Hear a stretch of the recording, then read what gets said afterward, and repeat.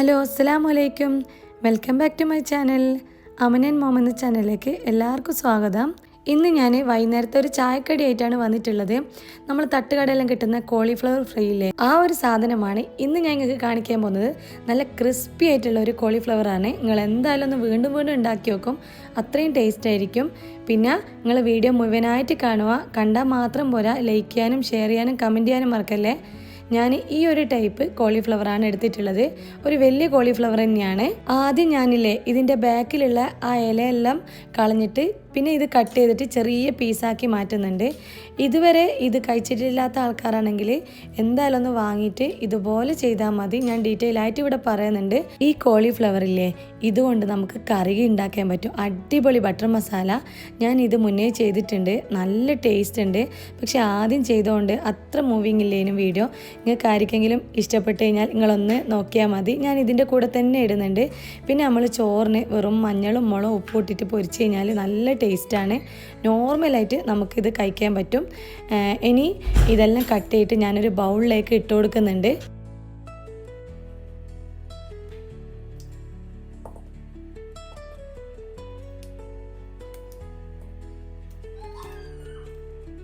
ചെറിയൊരു പീസാക്കിയിട്ടാണ് നമുക്ക് കിട്ടേണ്ടത്.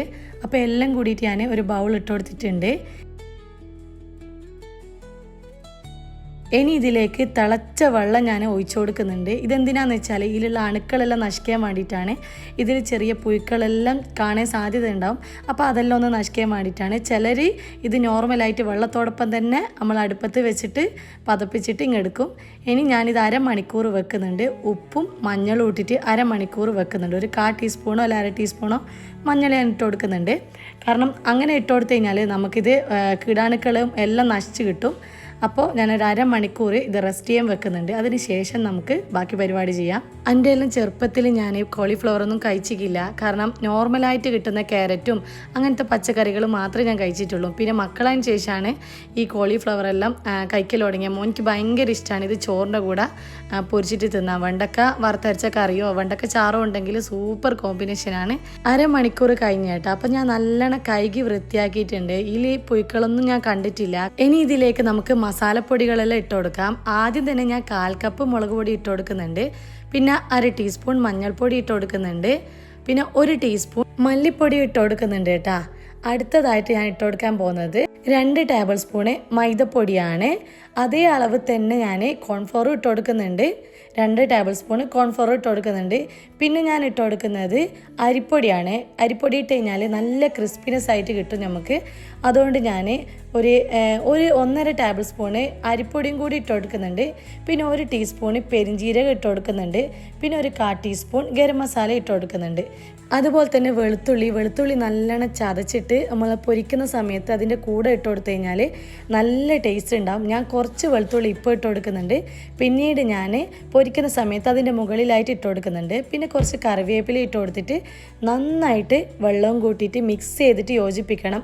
പിന്നെ ഉപ്പും കൂടി ഇടണം കേട്ടോ, അത് പറയാൻ വിട്ടുപോയതാണ്.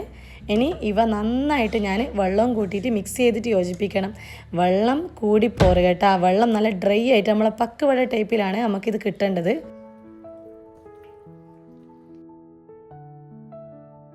നിങ്ങൾക്ക് സ്പൈസി എത്രയാണ് വേണമെന്നുള്ളത് അതിനനുസരിച്ചിട്ട് മുളക് പൊടി ഇട്ട് കൊടുത്താൽ മതി. ഇത് കറക്റ്റാണ്. ഇനി നമുക്കിത് പൊരിച്ചെടുക്കണം. ഞാൻ നോൺ സ്റ്റിക്കിൻ്റെ ഈ ഒരു പാൻ എടുത്തിട്ടുണ്ട്. ഇതിലേക്ക് ഞാൻ സൺഫ്ലവർ ഓയിൽ ഒഴിച്ച് കൊടുക്കുന്നുണ്ട്. ഇതാകുമ്പോൾ പൊരിക്കുന്ന സമയത്ത് നമുക്ക് സുഖമായിട്ട് തിരിച്ചിട്ട് കൊടുക്കാനെല്ലാം പറ്റും. അതിന് വേണ്ടിയിട്ടാണ് ഈ ഒരു കുണ്ടുള്ള ഒരു പാൻ എടുത്തിട്ടുള്ളത്. നമ്മൾ ഇട്ട് കൊടുക്കുന്ന സമയത്ത് ഓരോന്നായിട്ട് ഇട്ട് കൊടുക്കുന്നതാണ് നല്ലത്. നമ്മൾ പക്കുവടയെല്ലാം പൊരിക്കുന്ന സമയത്ത് ഇട്ട് കൊടുക്കുന്നില്ലേ, അതുപോലെ ഇട്ട് കൊടുക്കലാണ് നല്ലത്. ഞാൻ ഈ ഇട്ട് കൊടുക്കുന്ന പോലെ ഇട്ട് കൊടുക്കരുത്. കാരണം എനിക്കിത് ഒട്ടിപ്പിടിച്ചിട്ട് കിട്ടിയിട്ടുണ്ട്. നമുക്ക് വേറിട്ടിട്ട് നല്ല രീതിയിൽ കിട്ടും നമ്മൾ ഒറ്റക്ക് ഇട്ട് കൊടുക്കുമ്പോൾ.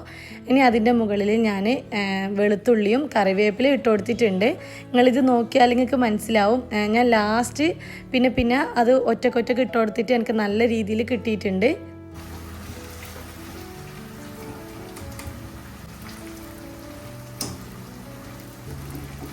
അമ്മന് വോളിബോൾ കളിക്കുന്ന ഗ്രൗണ്ടിൻ്റെ തൊട്ടപ്പുറത്ത് തന്നെ ഒരു തട്ടുകടയുണ്ട്. അടിപൊളി ടേസ്റ്റാണ്.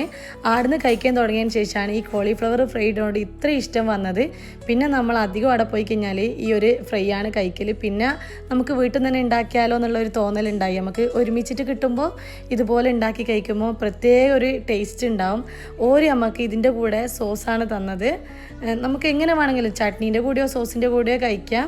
ഞാനിത് ഫ്രൈ ചെയ്ത് കോരി മാറ്റുന്നുണ്ട്. ഞാനൊരു 3-4 ട്രിപ്പ് ഇത് പൊരിച്ചിട്ടുണ്ട്. ഇത് പൊരിച്ചിട്ട് കുറച്ച് നേരം വെക്കണം. അപ്പം നമ്മൾ നല്ല ഡ്രൈ ആയിട്ട് മാറിയിട്ടുണ്ടാവും.